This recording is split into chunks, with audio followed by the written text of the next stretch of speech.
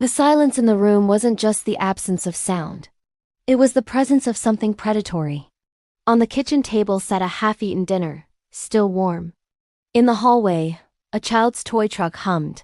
Its wheels spun uselessly against a wall. But the family, they weren't hiding. They weren't gone. They were staged. Sitting in the living room, perfectly upright, eyes wide open, staring at a television that displayed nothing but static. No blood, no struggle, no forced entry.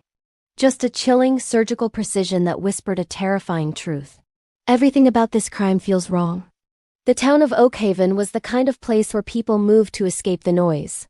Nestled in a valley of dense pines and rolling fog, it was a community built on the foundation of nothing ever happens here. The Miller family, Thomas, Sarah, and their 6-year-old son, Leo, were the golden standard of Oakhaven. Thomas was a respected structural engineer. Sarah was a freelance illustrator whose whimsical drawings filled the local bookstore. They were happy. They were safe. Or so the world thought. October 14th began like any other Tuesday. The morning mist clung to the ground as Thomas walked Leo to the school bus stop. Neighbors recalled seeing Sarah tending to her garden, waving a gloved hand at passing cars. There was no omen. No dark cloud, no feeling of impending doom. But as the sun dipped behind the jagged peaks of the mountains, a localized silence descended on the Miller residence. At 7:30 p.m., the lights in the house flickered. A brief surge reported by the power company, and then the house went dark. When Sarah's sister, Elena, couldn't reach them by phone for their nightly check-in, she felt a prickle of unease. She drove over at 9 p.m. She expected to find them asleep or perhaps dealing with a minor power outage. Instead, she found the front door unlocked. The air inside didn't smell like death. It smelled like ozone and expensive cologne. And then she saw them. Not slumped over, not discarded like trash, but positioned, arranged, like a macabre art installation in a house that used to be a home. When the first responders arrived, veteran detectives who had seen the worst of humanity froze at the threshold. The Millers were in the living room. Thomas was in his armchair, a newspaper gripped firmly in his hands. Sarah was on the sofa, a book resting on her lap. Leo was on the rug at their feet, holding his favorite stuffed animal. Their eyes were fixed on the television screen. The initial assumption was a mass poisoning, perhaps carbon monoxide or a fast-acting neurotoxin. But the coroner's preliminary check revealed something far more disturbing. There were no puncture wounds, no signs of bruising, and no defensive injuries. Their hearts had simply stopped. Simultaneously. It was as if someone had reached into the fabric of reality and flipped a switch to off. As investigators moved through the house, the wrongness only intensified. In the kitchen, the stove was on, simmering a pot of soup that had eventually burned dry. The table was set for 3. But under the table, police found something that didn't belong, a small metallic cylinder. No larger than a lipstick tube, vibrating with a low-frequency hum that made the officer's teeth ache. When a forensic technician tried to pick it up, the device disintegrated into a fine, gray powder.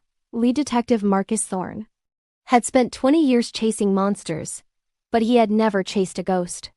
The Miller case, quickly dubbed the Oakhaven Silence, became a black hole for evidence. There were no fingerprints other than the family's. The security cameras from the neighbor's house showed the street clearly, but at the exact window of the murders, the footage turned into a blur of digital artifacts and white noise. Then came the toxicology reports. The results were impossible. The Miller's blood contained trace amounts of a compound that shouldn't exist in nature, a synthetic isotope that decayed within hours of discovery. It suggested they hadn't been poisoned by a gas, but rather by a concentrated burst of high-frequency energy. As Thorne dug deeper into Thomas Miller's past, he found a man who was more than just a structural engineer. Thomas had been consulting for a private defense contractor called Ethigard Dynamics. His work involved structural resonance, the study of how frequencies can affect physical matter. According to a leaked memo, Thomas had recently expressed concerns that their latest project was being tested in populated areas. Without oversight? Was this a hit? A corporate assassination to silence a whistleblower? If so, why kill the wife? Why kill the child? And why leave them in such a terrifyingly domestic pose? The detective visited the site of Ethelgerd's main facility, only to find it completely vacated. No furniture, no computers, not even a scrap of paper. It was as if the company had never existed. When he checked the local registry, the records for the land purchase had been deleted. The wrongness was spreading. Every time Thorne felt he was getting close, the evidence would vanish. A witness who claimed to see a black van, with no license plates, parked near the Miller house on the night of the crime, was found dead 2 days later. His heart had also simply stopped. The autopsy showed the same mysterious isotope. The town of Oakhaven began to change. Fear turned into paranoia. People stopped looking each other in the eye. The house on Blackwood Creek remained sealed. A tomb of unanswered questions. No one wanted to buy it. No one wanted to even walk past it.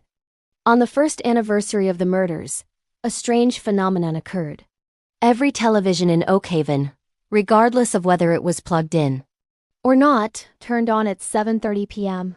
For 10 minutes, they all displayed the same image, a grainy black and white feed of the Millers' living room, exactly as it looked on the night they were found. But in the footage, there was a fourth figure. A tall, slender silhouette standing behind Thomas's chair, its hand resting gently on his shoulder. The figure didn't move. It just watched. And then the screen went black. To this day, the case remains officially cold. The FBI took over the investigation and promptly classified all files under national security. Detective Thorne was forced into early retirement.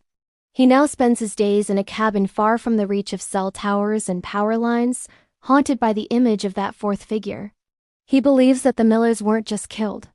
They were part of an experiment that went perfectly right for someone, but horribly wrong for humanity. The crime feels wrong because it wasn't a crime of passion or greed. It was a crime of cold, calculated observation.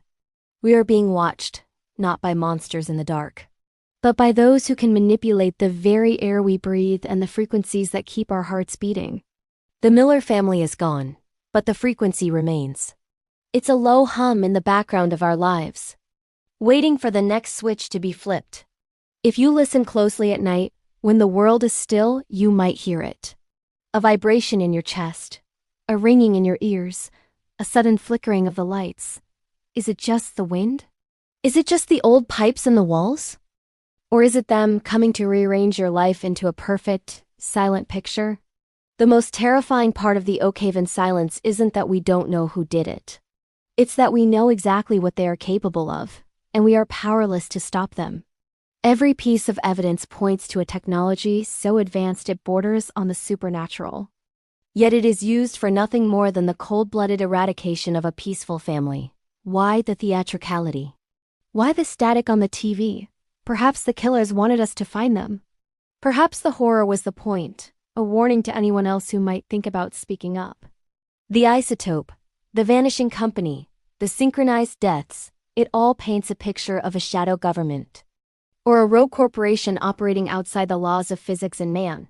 As we look back at the Miller case, we are left with a void that no amount of investigation can fill. It is a scar on the history of true crime, a reminder that some secrets are buried so deep, even the light of truth cannot reach them. The world moves on, Oakhaven finds a new sense of normalcy. But the house on Blackwood Creek still stands, a silent monument to the night everything went wrong. Do you think this was a government cover-up or something even more otherworldly? Does the fourth figure represent a human killer or something we haven't yet identified? The shadows of Blackwood Creek are long, and they are reaching for the next story. Thank you for joining us on this journey into the dark. If you enjoyed this deep dive into the unexplained, don't forget to hit the like button and subscribe. We bring you the most chilling mysteries and true crime stories every week. Stay curious, stay alert, and remember, not everything is as it seems. Until next time, keep watching the shadows.